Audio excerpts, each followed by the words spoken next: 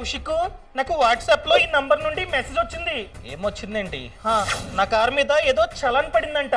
ఆ చలాన్ ఏంటి, చలాన్ ఎంత పడింది, ఎక్కడ పడింది, ఆ ఫోటో, ఇవన్నీ కావాలంటే ఏదో యాప్ ని డౌన్లోడ్ చేసుకోవాలంట. యాప్ పేరు వాహన్ పరివాహన్. ఇన్స్టాల్ చేసుకుంటా, నాకు చెక్ చేస్తాను.